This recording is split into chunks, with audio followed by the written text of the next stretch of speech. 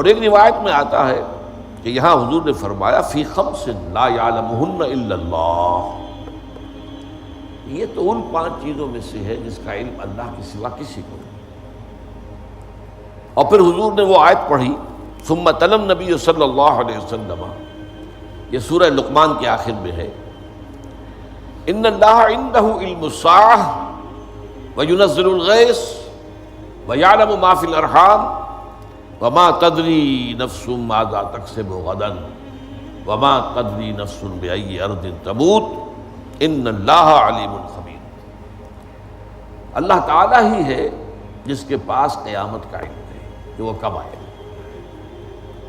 وہی ہے جو بارش برساتا ہے، وہی ہے جو جانتا ہے کہ ماؤں کے پیٹوں میں کیا ہے، اور کسی انسان کو، کسی ذی نفس کو یہ معلوم نہیں ہے کہ وہ کل کیا کمائی کرے گا، کل کوئی نیکی کمائے گا یا بدی کمائے گا، یا دنیا کی کمائی کے اعتبار سے بھی کیا پتہ۔ وما تدری نفس بأی ارض تموت، اسی طرح کسی انسان کو، کسی کو یہ معلوم نہیں ہے کہ اس کی موت کس جگہ واقع ہے۔ کیا پتہ ہے ساری عمر تو اپنے شہر میں مقیم رہا اور آخری وقت میں کسی سفر پر نکلا اور سفر میں موت آ گئی،